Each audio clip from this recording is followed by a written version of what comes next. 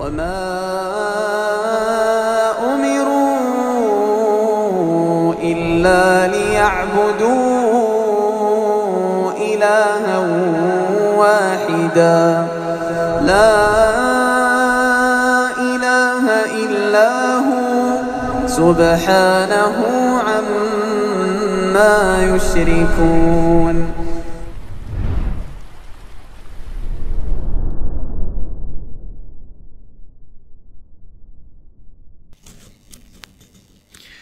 Insyaallah kita akan lanjutkan kajian kitab At-Tawdih wal Bayan li Syajaratul Iman karya Syekh Abdurrahman bin Nasir As-Sa'di rahimahullah. Dimulai dari pembahasan surat Al-Mu'minun atau awal-awal dari ayat-ayat Al-Mu'minun. Beliau menyitir 11 ayat pertama dari surat Al-Mu'minun yang menunjukkan karakter orang-orang beriman. Allah Subhanahu wa taala menyebutkan di awal-awal Al-Mu'minun, qad aflahal mu'minun alladzina hum fi salatihim khashi'un walladzina hum 'anil lagwi mu'ridun walladzina hum liz-zakati fa'ilun والذين هم لفروجهم حافظون إلا على أزواجهم أو ما ملكت أيمانهم فإنهم غير ملومين فمن ابتغى وراء ذلك فأولئك هم العادون والذين هم لأماناتهم وعهدهم راعون والذين هم على صلواتهم يحافظون أولئك هم الوارثون الذين يرثون الفردوس هم فيها خالدون. Allah Ta'ala mengatakan qad aflahal mu'minun. Orang-orang mukmin aflah, yaitu faza, zafira, beruntung. Beruntung. Ini adalah kabar yang menyatakan kepastian akan kemenangan yang akan didapatkan oleh orang-orang beriman. Qad aflahal mu'minun. Dan kita perlu tahu bagaimana orang-orang beriman itu. Karena kemenangan yang maksud ini surga Allah Azza wa Jalla, pengampunannya. Sementara kata Nabi SAW, huffatil jannatu bil makarih. Surga itu diliputi oleh sesuatu yang kurang disukai oleh manusia. yakni ada harga, ada barang. Walaupun ini dalam jual beli kemanusiawian, tapi jika kita menginginkan sesuatu yang mahal, maka harus ada pengorbanan atau perjuangan sebelumnya. Apalagi mahalnya ini mahal yang tidak terkira sama sekali, yang tidak bisa dibayar oleh apapun, bahkan oleh amal soleh tidak bisa dibayar, yaitu ampunan Allah dan surganya. Oke, Allah Subhanahu wa ta'ala menyebutkan setelah al-mu'minun, lafal qad aflahal mu'minun, maka disebutkan beberapa sifat. Alladzina hum fi salatihim khashi'un walladzina hum 'anil lagwi mu'ridun. Dan setiap dari sifat-sifat ini itu ada tantangannya. Ada tantangannya. Coba kita lihat yang pertama. Orang-orang beriman itu alladzina hum fi salatihim khashi'un, yaitu orang-orang yang salatnya itu khusyuk. Walladzina hum 'anil lagwi mu'ridun, yaitu orang-orang yang berpaling dari kelalaian. Kemudian walladzina hum li furuji walladzina hum lizakati fa'ilun, itu mereka yang menunaikan zakat. Ya. Menunaikan zakat.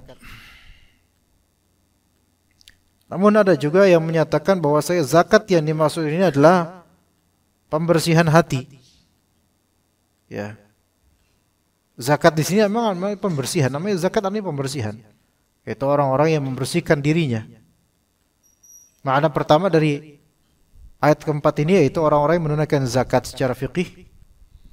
Makna kedua kata sebagian dari ahli tafsir, di sini bukan zakat fikih, bukan zakat secara fikih, bukan, melainkan zakat di sini ada tathhir, taharah. Orang-orang yang mensucikan kalbunya, membersihkan dirinya dari syirik, dari hasad, dari dan seterusnya. Itu dua makna itu. Kemudian ayat kelima, sifat yang keempat, walladzina hum li furujihim hafizun. Orang yang menjaga kemaluan mereka. Illa ala azwajihim aw ma malakat aymanuhum fa innahum ghairu malumin. Kecuali terhadap pasangan mereka atau budak mereka. Itu tidak tercela. Ya. Itu 4. Kemudian faman ibtagha wara'a dzalika fa ulaika humul adun, maka siapa yang mencari lebih dari itu, lebih dari pasangan sah dan budak, maka mereka adalah orang-orang yang adun, yaitu melampaui batas. Yang kelima, walladzina hum li amanatihim wa ahdihim ra'un. Mereka adalah orang-orang yang memperhatikan atau orang yang menjaga amanat dan perjanjian mereka. Tidak mengkhianati amanat dan perjanjian. Itu kelima.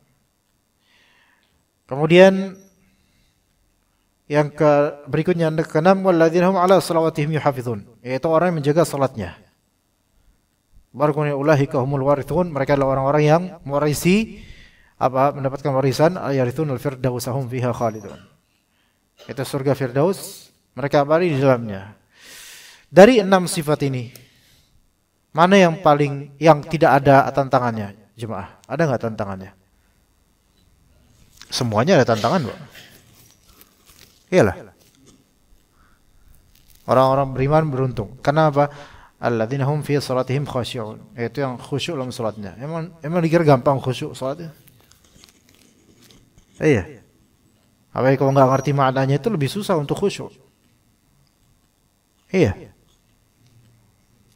Atau banyak pikiran, kemudian pikiran itu dimasukin ke salatnya, itu banyak nggak bisa khusyuk. Atau habis marah sama orang, habis bermasalah sama istri, susah khusyuknya. Banyak tantangan. Bahkan untuk hal-hal yang disukai dari bagian dunia, itu juga bisa membuat kita kesulitan khusyuk. Banyak maksiat membuat kita kesulitan khusyuk. Ya.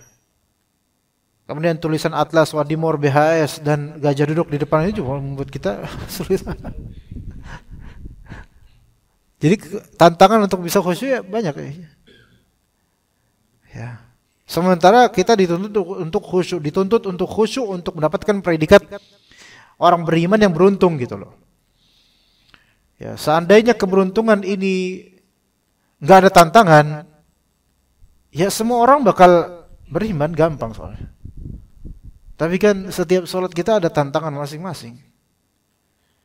Itu alladzina hum fi salatihim khashi'un. Itu paling awal loh sifat yang disebutkan di sini, karena menunjukkan vitalnya dan pentingnya khusyuk dalam sholat. Dan kalau kita mau menjangkarkan atau mengukur seberapa iman kita ketika itu, lihat sholatnya seberapa khusyuk sebenarnya. Ya gitu. Segitu iman kita gitu. Kalau memang lagi khusyuknya berarti lagi bagus itu imannya, insyaallah. Ya.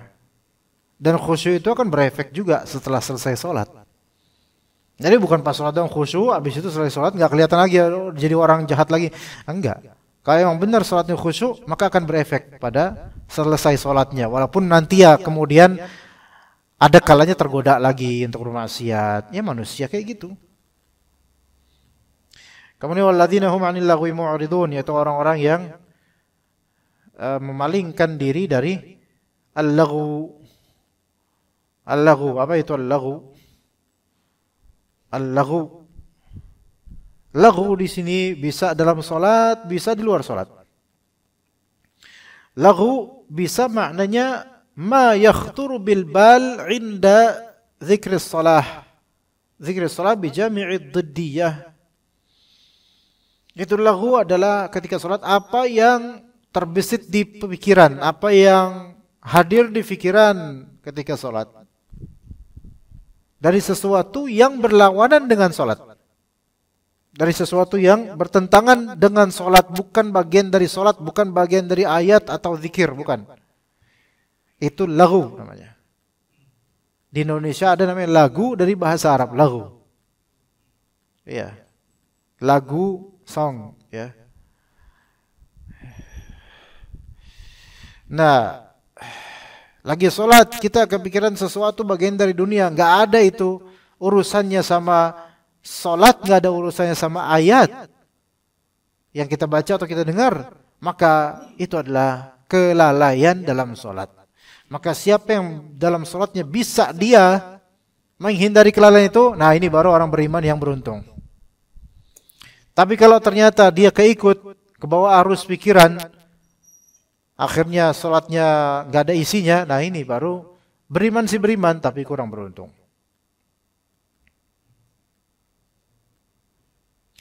Kalau misalnya dalam sholatnya, misal imam membacakan ayat,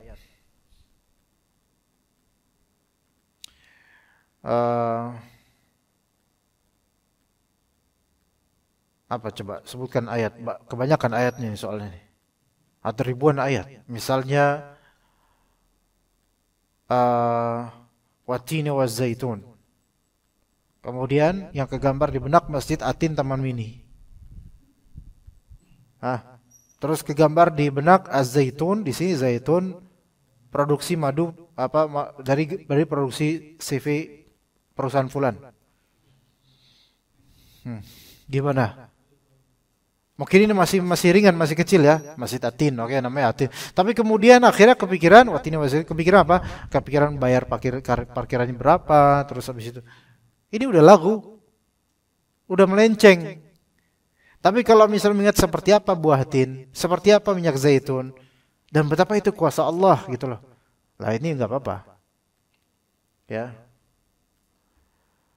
Kemudian misal juga ayat Allah Azza wa Jalla, misal tentang apa di surat Al-Ghashiyah, ya, afala yanzuru ilal ibili kaifa khuliqat, misalnya, tidakkah dia melihat unta, bagaimana unta itu diciptakan, lalu kemudian teringat di benak bagaimana gambaran unta gitu kan. Kalau difikirkan sejenak kemudian unta itu begitu suatu makhluk Allah yang memiliki karakteristik yang luar biasa, nggak apa-apa. Tapi kalau kemudian teringat unta, apanya ya, dia Ragunan, kemudian berapa ya kira-kira naik unta, nah ini nggak masuk, ini lagu masuknya. Udah setan tuh udah nyimpangin. Ya gitu. Itu makna diantara makna lagu dalam salat, ya. Ada juga al-lagu di sini bukan sebatas di salat saja, melainkan al-batil atau ma yakrahuhullah, segala yang batil atau segala yang dibenci oleh Allah, maka itu lagu. Jadi walladzina hum 'anil lagwi mu'ridun, itu orang-orang yang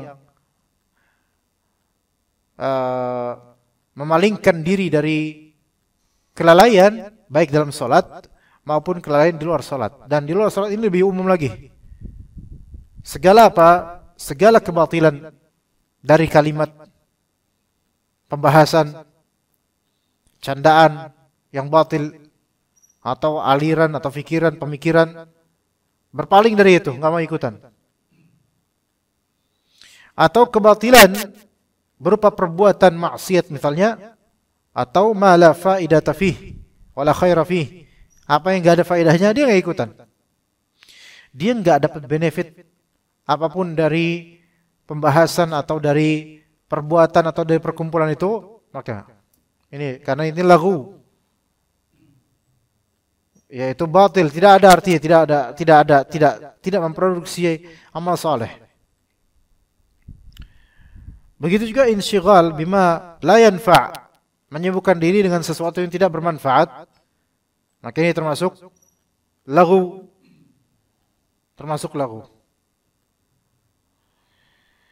Dan itu banyak, baik lagu yang awalnya itu mubah, lama-lama jadi haram bisa. Atau yang memang makruh sehingga menjadi haram, atau memang dari awalnya haram. Maka ini semua lagu, dan orang-orang beriman beruntung, mereka memalingkan diri dari kelalaian dengan segala jenisnya, dan ini tidak mudah. Ini sangat berat ya. Kalau di zaman sekarang, ya beda sama sekarang coba. Coba Pak, kita kan punya WhatsApp sejak tahun berapa? Mungkin 2013 kalau nggak salah, atau 2012 ya. WhatsApp kan tahun-tahun segitu ya. Oke. Dari tahun-tahun segitu sampai sebelum pandemi Pak, kita mungkin termasuk orang-orang yang rajin ngebalas WhatsApp.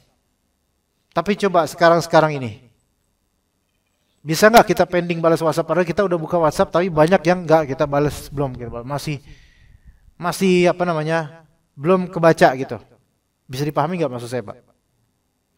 Nggak paham ya? Wah, ini kayak banyak orang tua aja susah juga nih.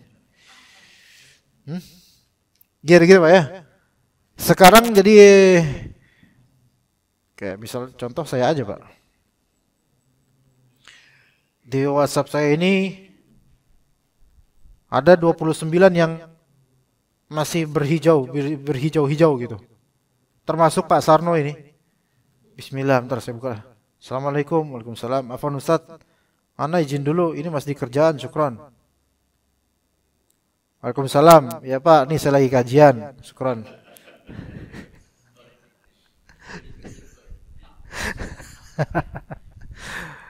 Ini pas lagi salat maghrib kayaknya. Nah, setelah saya mempelajari diri saya pribadi, ya mungkin ini juga banyak orang seperti ini. Kenapa ada perubahan seperti banyak orang sekarang? Mereka itu ada WhatsApp, ya, buka WhatsApp ya, tapi enggak semuanya dibuka, enggak semua dibaca. Nanti aja, nanti gitu. Ya, ternyata penyebabnya karena kita sudah banyak kesibukan dengan aplikasi-aplikasi lain yang banyak sekali pilihannya sekarang di internet, di handphone kita. Iya. Pak, dulu paling kita kalau buka laptop, buka komputer, kalau ada browser paling buka Opera Mini. Masih ingat gak nama itu Pak? Opera Mini Pak. Mana ada orang kenal sekarang Opera Mini? Ya. Dulu kan kalau browser di PC, di laptop atau di ini kan ada Mozilla Firefox, ada Opera Mini, ada Safari gitu kan, ada Chrome. Ya, Safari coba. Masih ada nggak inget tuh Safari itu? Nggak ada. Mungkin dulu nggak tahu, mungkin bahkan Bapak. Ada Safari Apple. Itu di Apple tuh. Oh gitu. Kalau saya tapi di PC saya, bukannya Safari di PC. Nah, dulu paling cuman browser gitu dan website yang dibuka nggak ya gitu-gitu aja. Sekarang Pak, kita buka Google Chrome ya, WhatsApp iya, YouTube iya, kemudian Instagram iya, Twitter iya, TikTok iya, Shopee iya, Lazada juga, Spotify, kemudian itu yang primer itu.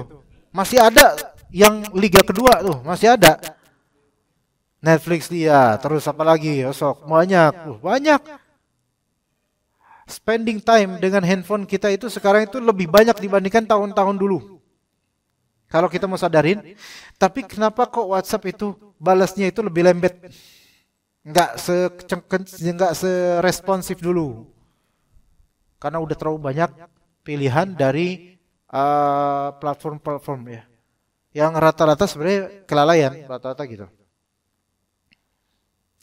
Bisa nggak kita kemudian cutting edge, kita remove atau tidak kita konsentrasikan ke yang lain, melainkan hanya fokus di yang bermanfaat saja?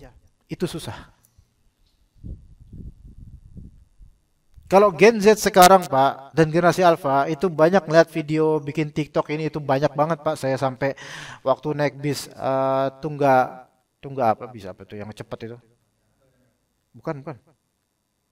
Bisnya cepat banget itu. Ngebut Pak. Rata-rata drivernya muda itu. Bukan. Tungga ini loh Pak, apa ya? STJ. Enggak ada safarinya itu Pak. Iya. Oh itulah STJ, nama STJ panjangnya saya lupa itu. Iya. Itu Depan saya itu ada ibu-ibu dan ada anak mungkin SD kelas 6 atau SMP kelas 1 lah, sekitar usia 13-12 gitu. Dari awal saya masuk bis sampai tengah malam itu kerjaannya cuma apa?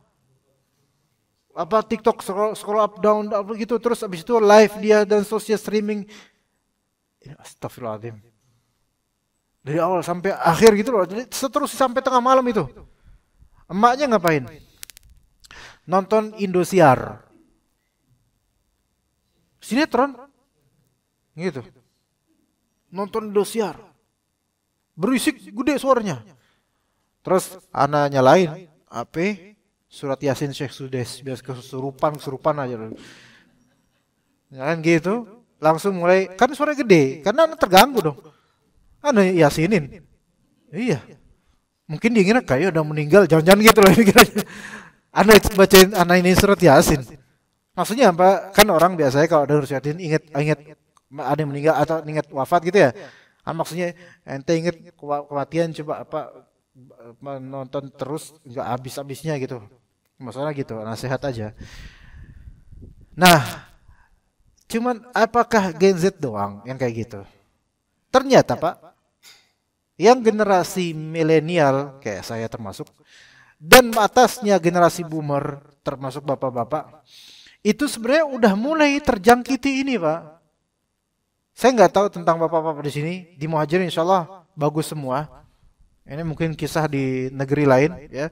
Itu kalau di rumah itu ngapain? Ya udah lihat Instagram. Gitu. Ya. Udah lama gitu. Lama di HP dia diam. Di HP apa lihat apa reels video. Ini selesai. Selesai ini. Dan mana semua soundtrack dangdutan lagi semuanya kan gitu. Bapak-bapak udah tua kayak gitu banyak sekarang. Nah, nggak bisa. Banyak orang udah nggak bisa lagi untuk udah nggak lalai itu nggak bisa, harus lalai gitu.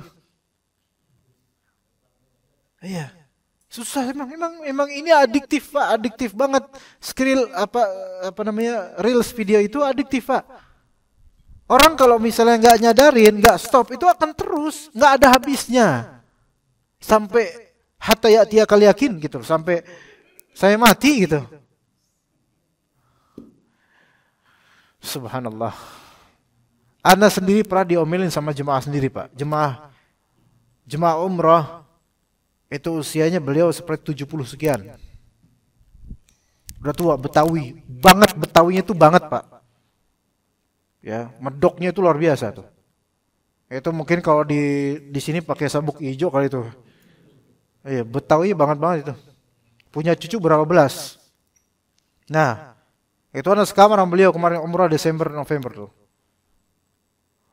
Mbah-mbah yang lain pada bangun, pada tidur kan kita sekarang berempat. Orang tua lain pada tidur. Ini beliau ini masih mana kameranya itu kayak lampu Senayan Pak. Ini kameranya apa? Screennya itu terang banget. Suaranya gede banget itu. Nonton reels video. Kadang dangdut, kadang ini. Mungkin bukan dangdut video, cuman ada background dangdut terus gitu loh. Atau emang karena beliau sering lihat dangdut ya generasi semur jengkol kan emang generasi yang masih hobi makan semur jengkol ya suka dangdut gitu. Maka terus itu sampai saya bilang, Pak jangan keras Pak, lagi pada tidur, marah dia. Ustadz pembimbingnya dimarahin. Apa sih? Jangan fanatik dong, jangan jadi orang gitu. Wah keras ini. Wah ini susah. Jangan fanatik dong kalau jadi orang. Emang kenapa? Emang nggak boleh kayak gini kan? Ya kita sekali-kali lah kayak gini kan. Saya nggak gini terus. Nyerocos terus. Waduh, udah diem. Wah ini kalau dilawan durhaka nih. Ya. Tapi ya saya bela diri karena kan loh saya ini kan demi kenyamanan jemaah lain ya. Bukan masalah saya nggak mengatakan jangan musik jangan itu. Enggak saya nggak menyatakan gitu. Cuman ini lagi pada tidur jangan keras-keras Pak. Itu karena ini jemaahnya awam banget gitu loh. Terus kayak gitu diomelin saya, Pak, ini saya cuman bilang kan ini lagi pada tidur, lah lagi diturin, apa disebutin jeleknya saya disebutin. Ya menurut dia jelek gitu loh dari saya. Hidup susah banget sih. Jangan fanatik kenapa? Gitu, pakai bahasa mendok Betawi kayak gitu. Susah dah kok ini. Kalau ngambek repot ini, nanti dekat Ka'bah lagi, nanti kalau di Ka'bah nanti doain saya gimana? Doain hidayah sih. Tapi emang kayak gitu orangnya. Habis itu baikan lagi gitu. Baikan lagi.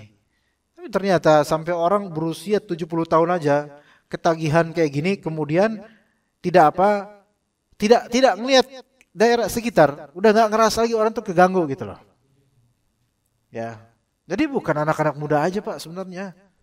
Yang sudah berusia aki-aki, ya kadang-kadang kia-kiaan gitu.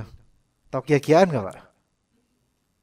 Ada bahasa kia-kiaan, bahasa Betawi lama itu. Nggak tahu Pak. Apa saya doang yang tahu jangan-jangan. Betawi Kalibata gitu. Kalau ada kakak atau apa tuh seteru gitu loh. Nih ngapain sih pada kia-kiaan gitu. Di sini nggak gitu ya? Main ya? Tahu lubang buaya, aduh. Udah di lubang ada buayanya lagi. Oke. Terus kemudian jemaskan walladzina hum lizakati fa'ilun. Dan mereka adalah orang-orang yang menunaikan zakat. Dalam tafsiran lain yaitu orang-orang yang membersihkan dirinya. Ya, kemudian walladzina hum li furujihim hafizun, yaitu mereka yang menjaga farji mereka dari apa? Dari zina. Di sini syahwat ya. Syahwat, dari syahwat yang haram sehingga mereka tidak terjerumus ke apa yang Allah Ta'ala larang dari fahisyah itu zina. Maksud fahisyah di sini zina atau hal-hal yang menujunya. Illa ala azwajihim aw ma malakat aymanuhum, kecuali terhadap pasangan-pasangan mereka, istri atau suami, atau apa yang atau budak mereka. Fa innahum ghairu malumin, maka mereka tidak tercela untuk melakukan hal itu kepada pasangan mereka atau budak lawan jenis mereka. Nah,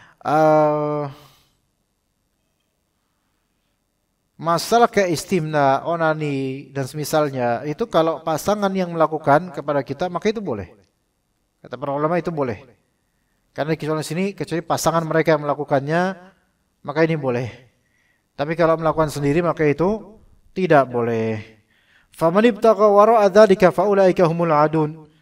Maka siapa yang mencari lebih dari itu maka mereka adalah orang-orang yang melampaui batas. Al-adun yaitu al-muta'addun hududallah, yaitu orang yang melampaui batasan-batasan Allah Azza wa Jalla.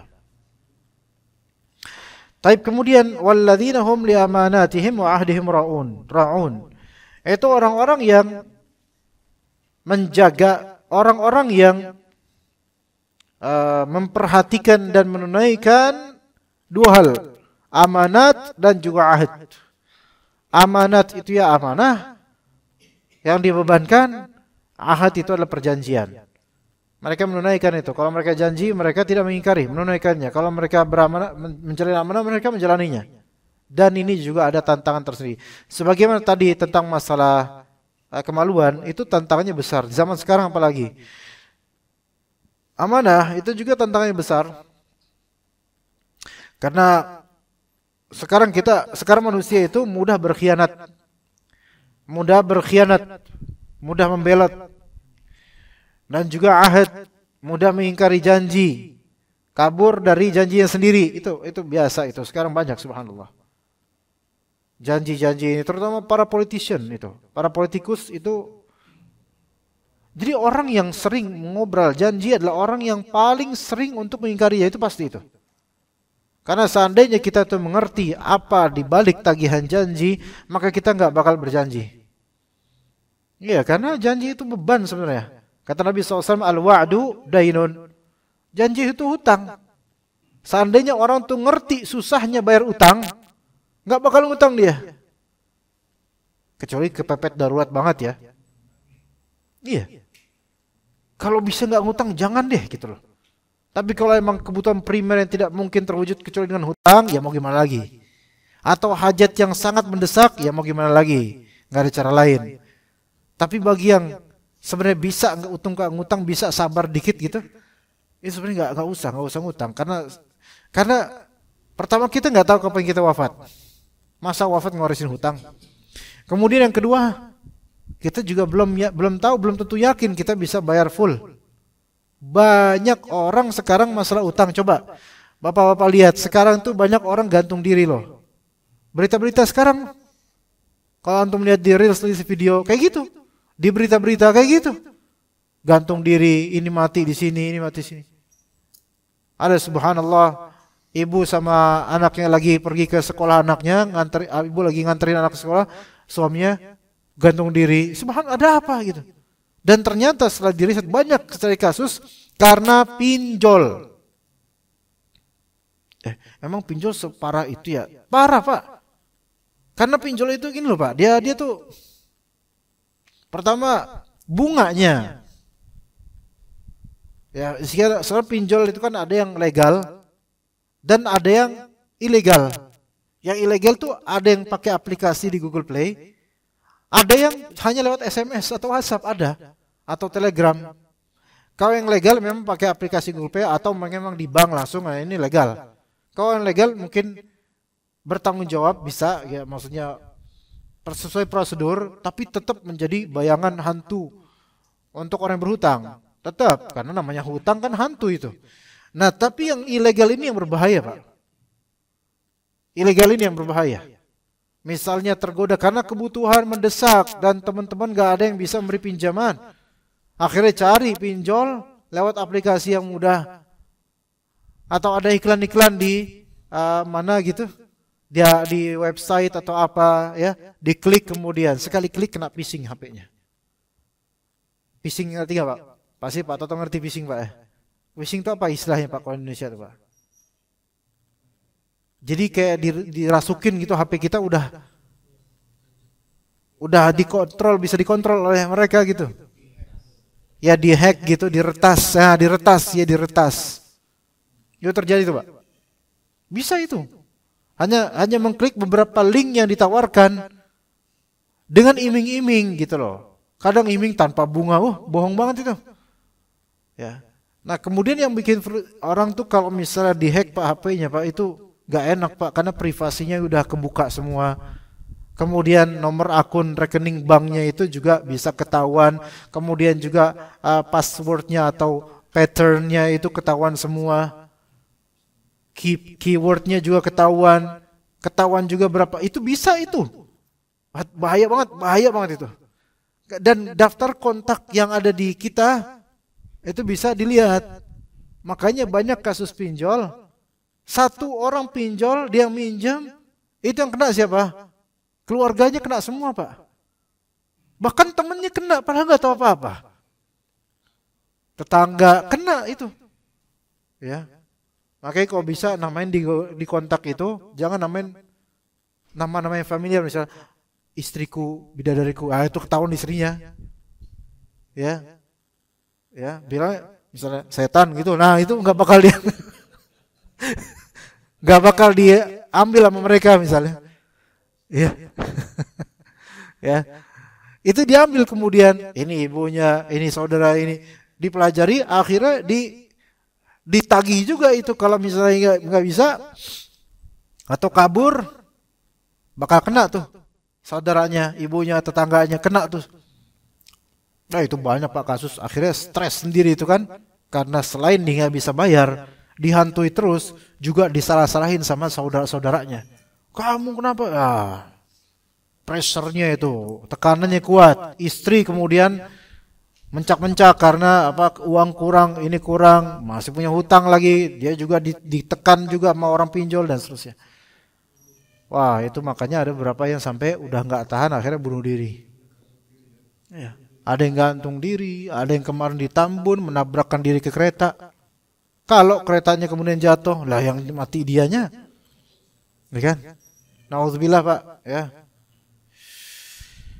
Pertama ya iman itu karena iman kurang, itu pertama. Tapi yang kedua juga ya karena ya melakukan suatu langkah yang berisiko besar. Hutang Itu yang mati kemudian selesai masalah. Lah, justru itu masalahnya jadinya. Seandainya hidup terus bismillah, tawakkaltu 'ala Allah, hadapi masalah ini, Allah akan berikan jalan keluar selama ditaubat. Ya insyaallah, pasti Allah berikan jalan keluar. Tapi kalau dia mati bunuh diri kemudian rugi dunia akhirat. Karena seseorang akan dibangkitkan sesuai dengan bagaimana cara dia mati. Kemudian juga mati meninggalkan anak istri dalam keadaan dililit hutang. Subhanallah. Dan itu dengan bunga yang tiap bulan itu makin naik bunganya dengan curangnya itu karena ilegal. Kalau ilegal kan ya. Mau lapor ke OJK ya harus ada validasi juga, enggak semudah itu juga. Kayak emang ada sih cara ya lapor ke OJK gitu bisa. Walladzina hum li amanatihim wa 'ahdihim ra'un, masalah hutang, janji ya. Kalau emang janji tiap bulan sekian, kalau enggak bisa bayar ngomong. Rata-rata orang Indonesia itu enggak enakan. Yang mau bayar mau ngomong enggak enak, yang mau nagih juga enggak enak. Akhirnya apa? Udah kayak magnet tapi sama kubu gitu, kutubnya sama. Mau dekat jauh lagi, dekat jauh lagi, dekat jauh lagi, enggak jadi sampai kiamat itu. Ya. Jadi yang mau bayar tapi nggak punya duit, mau ngomong nggak enak. Mau nagih yang mau nagih punya utang, yang punya duitnya, mau ngomong juga nggak enak. Terus nyari perantara, ngomongin dong ke dia punya utang sama saya. Yang dia marahin buat ngomong juga nggak enak. Aduh saya nggak enak kalau itu kan bukan utang saya. Ya. Yang mau minta maaf pun cari perwakilannya juga bilang, wah nggak enak juga, jadi nggak enak. Udah, ada enak-enaknya, nggak enak semua. Budaya keenakan. Allah Ta'ala berfirman, Innallaha ya'murukum an tu'addul amanati ila ahliha. Sesungguhnya Allah Ta'ala memerintahkan kalian untuk menunaikan amanat ke pemilik-pemilik amanat tersebut. Juga masalah akad dan ahad, yaitu perjanjian dan akad. Kata Allah Azza wa Jalla di surah Al-Maidah, Ya ayyuhalladzina amanu aufu bil uqud. Wahai orang beriman, tunaikanlah oleh kalian akad-akad, yaitu perjanjian-perjanjian dan akad ditunaikan. Juga kata Allah Azza wa Jalla, wa aufu bil ahdi innal ahda kana mas'ula. Tunaikanlah perjanjian, sesungguhnya perjanjian itu akan ditanya di hari akhir. Subhanallah. Kemudian ayat berikutnya, walladzina hum ala salawatihim yuhafizun. Dan mereka orang beriman adalah orang-orang yang mereka menjaga salat-salat mereka, yaitu salat fardu mereka dijaga. Kalau yang tadi kan ayat-ayat sebelumnya kan tentang hal-hal yang sifatnya maknawi, perbuatan, ya khusyuk itu maknawi di hati. Kemudian menjaga kemaluan itu juga di hati. Dan hal-hal yang lain tadi amanah, menjaga amanah dan perjanjian itu di hati, masalah hati. Sekarang menjaga salat.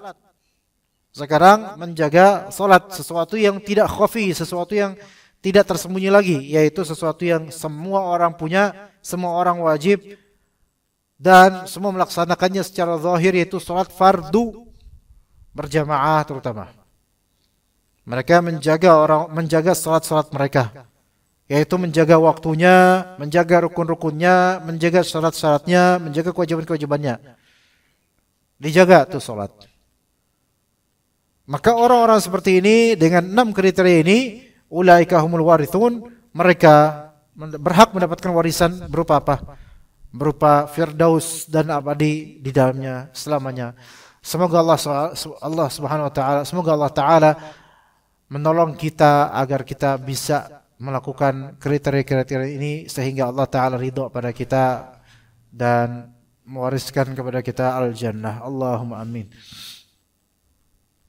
Kata Syekh Abdurrahman bin Nasir As-Sa'di rahimahullah, فَفَسَّرَ اللَّهُ الْإِيمَانَ فِي هَذِهِ الْآيَاتِ بِجَمِيعِ هَذِهِ الْخِصَالِ.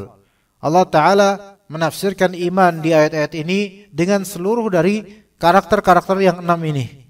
فَإِنَّهُ أَخْبَرَ بِفَلَاحِ الْمُؤْمِنِينَ. Allah Ta'ala mengkhabarkan tentang sukses, tentang beruntung dan berhasilnya orang-orang beriman. ثُمَّ وَصَفَهُمْ. Kemudian Allah Ta'ala mensifati mereka dengan perkataan dimulai dari alladzina hum fi salatihim khashi'un ila akhir ayat. Yaitu dimulai dari masalah salatnya khusyuk, ya sampai pada endingnya yaitu menjaga salat-salatnya. Faman istakmala hadhil awsafa fahuwal mu'minu haqqa. Siapa yang menyempurnakan sifat-sifat ini, maka dia adalah orang beriman sejatinya. Wa madmunuha al-qiyamu bil wajibati adh-dhahirati wal batinah. Nah, domainnya yaitu sebenarnya isinya itu adalah menunaikan kewajiban-kewajiban yang zahir dan batin, wajtinabul muharramati wal makruhat, dan menghindari yang haram dan yang haram dan yang makruh. Wa bi takmilihim lil iman istahaqqu warathati jannatil firdaus allati hiya a'lal jannat kama annahum qamu bi a'lal kamalat. Dan dengan menyempurnakan kewajiban, menyempurnakan meninggalkan haram ya terhadap iman, yaitu menyempurnakan iman, maka mereka berhak mendapatkan warisan berupa jannah firdaus, yang itu adalah setinggi-tinggi surga, sebagaimana mereka telah menunaikan setinggi-tinggi kesempurnaan amal. Baik, kita lanjutkan insyaallah setelah adzan, dan nanti setelah adzan jika ada bertanya silakan.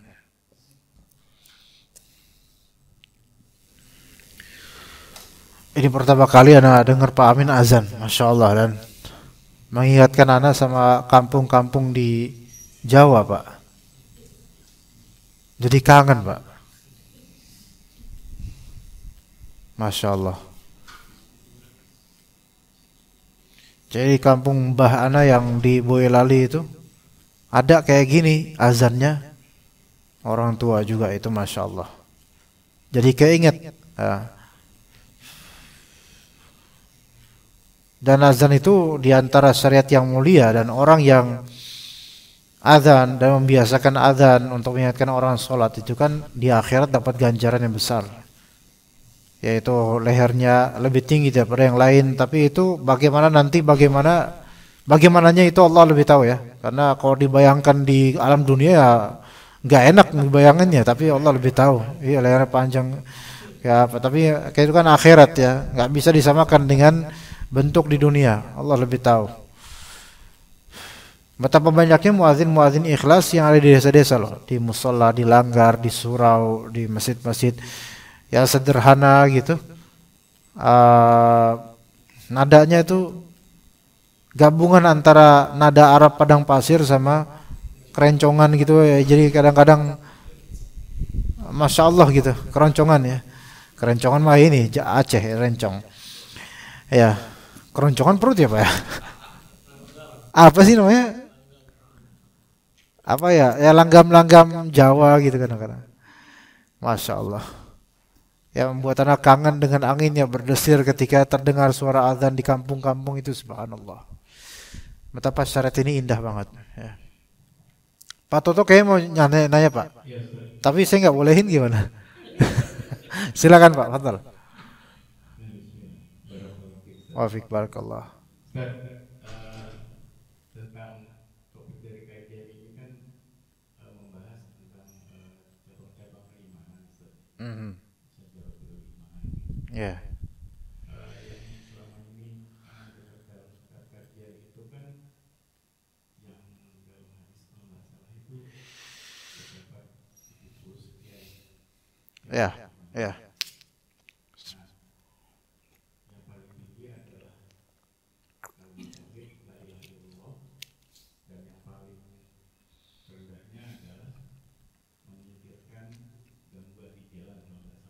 Ya, ya.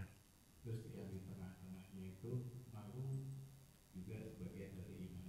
Ya. Itu kan hanya kalau misalkan dari 70 gitu Ustaz ya, itu kan hanya disebutkan 3 Ustaz. Ya. Nah, saya itu sebenarnya pengen banget dengar Lengkapnya, versi lengkap. ya, List. versi lengkapnya itu seperti apa sih Ustaz? Dan kalau misalkan sempat dengar juga di Al-Quran itu kan ya ayyuhalladzina amanu gitu. Iya, iya. Nah, apakah seperti itu dan kayaknya yang menyingkirkan apa namanya gangguan di jalan itu kok sepertinya remeh gitu Ustaz. Iya, iya. Padahal kan kayak misalkan kita senyum gitu juga kan katanya berpahala gitu kan sedekah. Iya, Nah, Pak. karena tuh penjelasannya selain karena sedikit ada 70 sekian cabang, yang lainnya tuh Kemana? Ya. Taib, begini Pak.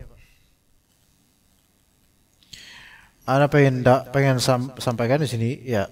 Nabi SAW dalam hadits riwayat Bukhari dan Muslim menyebutkan bahwa iman itu bid'un wa sittuna syu'bah, dan riwayat lain bid'un wa sab'una syu'bah. Ada 60 sekian atau 70 sekian cabang. Yang paling a'la la ilaha illallah. Yang paling adna imatatul adza 'anit thariq. Dan dalam hadis riwayat At-Tirmidzi, Rasulullah SAW melihat ada seorang penghuni surga itu memakai kendaraan dan mengarungi suatu pohon di surga yang sangat besar, dan dia nggak selesai ngelewatin pohon tersebut saking besarnya itu pohon. Dan penyebabnya dia sampai ke level itu adalah karena dia memungut suatu rintangan dari jalanan dengan ikhlas. Itu paling rendahnya itu Pak. Kemudian kita bertanya-tanya, kalau memang 60 atau 70 sekian cabang, lalu Rasulullah menyebutkan paling tinggi dan paling rendah, dan salah satunya adalah haya, yaitu malu. Al-haya'u minal iman. Malu itu termasuk bagian dari iman, betul. Kata Nabi SAW. Lalu yang lain itu apa? Gitu kan. Dengan derajat urutannya itu nomor 2, 3, 4. Ini semua selalu menjadi misteri dan tidak bisa disebutkan dengan list urutannya secara pakem detail gitu. Nabi saja yang paling kenal dengan agama Allah aja hanya mengabarkan tentang paling tinggi dan paling rendahnya, dan tidak menyebutkan list itu. Ketika kita tahu hal tersebut, maka yang afdol adalah memang tidak menyebut list daftar, tapi mengumpulkan semua dari apa yang disebut amal soleh berupa iman, itu semua dikumpulin. Tidak dijadikan daftar sehingga seolah-olah kita itu kayak tahu secara gaib, ini tuh posisinya nomor 2, ini posisi nomor 3, gitu loh Pak. Itu salah satu pemahaman oleh para ulama. Nah, kemudian apakah makna dari hadis ini? Bahwasanya iman itu betul-betul berjumlahkan cabangnya 60 sekian atau 70 sekian, atau ada makna lain di balik ini? Ulama pertama mengatakan bahwasanya sesuai dengan apa yang di hadis, bahwasanya iman itu 60 atau 70 sekian cabang, selesai. Enggak lebih dari itu. Kata Ibnu Rajab begitu. Kemudian ada pemahaman kedua, bahwasanya 60 atau 70 cabang iman ini betul sesuai dengan kata Nabi SAW. Namun dari setiap cabang itu tata'addad bi'adin katsir, yaitu tata'addad katsira.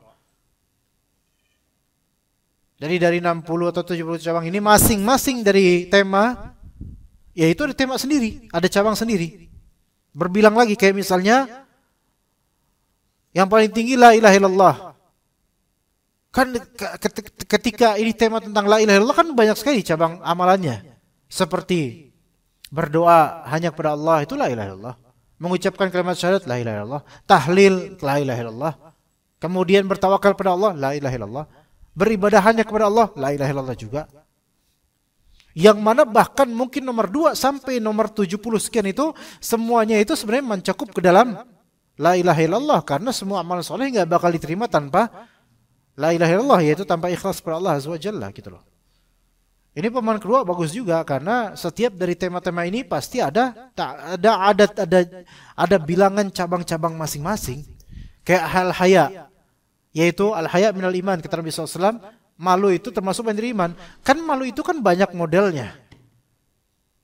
Ada malu karena takut sama Allah, ada malu karena dia malu dengan keburukannya, dengan dosanya. Kata Nabi SAW, man sa'atuhu sayyi'atuhu wa sarratuhu hasanatuhu fa mu'min. Siapa yang dosanya itu membuat dia tuh malu, membuat dia tuh enggak enakan, dan amalan soleh membuat dia tuh bahagia, maka dia beriman. Itu juga malu, gitu kan? Jadi masalah malu aja ini banyak sekali cabangnya, gitu. Ya. Itu pemahaman kedua. Pemahaman ketiga, bahwasanya dzikrus sab'in ala wajhi taktsir, lil adad la ala wajhi al hasr. Menyebutkan 70 sekian cabang iman. Rasulullah menyebutkan 70 sekian atau 60 sekian cabang iman ini dengan maksud taksiril adad, untuk memperbanyak jumlahnya aja, bukan untuk membatasi jumlah. Hanya segitu tok, enggak. Itu pemahaman lainnya. Ya. Begitu. Kayak misalnya gini, Nabi SAW mengatakan, saya istighfar kepada Allah dan taubat dalam sehari 70 kali. Atau dalam riwayat lain 100 kali. Sebagian ulama itu memahami makna dari ini bukan plek pakam 70 dan gak boleh lagi. Melainkan ini taksiril adat, bukan al-hasr. Kalau antum mau lebih dari 70 kali istighfar dalam satu hari, ifadhal. Enggak terlarang. Itu maknanya gitu. Ya. Tapi ini pemahaman banyak dari ulama beda-beda. Wallahu a'lam, mungkin yang paling afdal mungkin yang nomor 2, Pak, yaitu bahwa saya tetap pakemnya 60 atau 70 sekian cabang, tapi dari setiap dari cabang itu sebagaimana pohon, ya ada cabang-cabang lagi. Begitu. Ada juga pemahaman keempat, Pak, bahwasanya penyebutan 60 sekian atau 70 sekian cabang ini adalah asyraf, yang paling tingginya, paling mulianya gitu loh, dari cabang-cabang iman. Cuman yang ini pemahaman ini agak kurang karena kok Nabi SAW menyebutkan adnaha imatatul adha anit thariq, yaitu paling rendahnya, paling ringannya adalah memungut rintangan dari jalan. Itu aja udah rendah, masa dibilang 70 ini asyraf, terus ada lagi yang lain. Allah alam, yang paling sahih wallahu alam yang nomor 2, yaitu bahwasanya dari 70 sekian atau 60 sekian ini masih bercabang-cabang lagi. Dan para ulama itu tidak membahas list, karena ketika membuat list maka seolah-olah tahu bahwa saya urutan kedua itu yang mana, urutan kedua itu nggak ada wahyunya untuk pengurutan itu. Ketika Allah dan Rasulnya membiarkan ini menjadi gaib, maka itu lebih hikmah dibandingkan tidak menjadi. Karena ketika misalnya di list nih, ketika 1 la ilaha illallah, terakhir memungut ini, kalau semua disebut, ana yakin nomor 70 sekian itu memungut rintangan ini bakal jadi amalan yang paling receh. Orang anggap, ya ini paling enggak usah lah, yang ini aja lah gitu. Jadi orang jadi futur nanti. Jadi hikmahnya besar. Makanya ulama itu tidak membahas satu persatu, tapi membahas syajarul iman, yaitu komprehensif, semua dari amalan soleh yang disebutkan Al-Quran Sunnah diambil semua gitu. Seperti itu, Pak Toto. Iya. Oke, karena udah waktu qomat, kita cukup sampai sini insyaallah. Barakallahu fikum, semoga bermanfaat. Wassallallahu ala nabiyina Muhammad wa ala alihi wa sahbihi ajma'in. Subhanakallahumma bihamdika asyhadu an la ilaha illa anta astaghfiruka wa atubu ilaik. Assalamualaikum warahmatullahi wabarakatuh.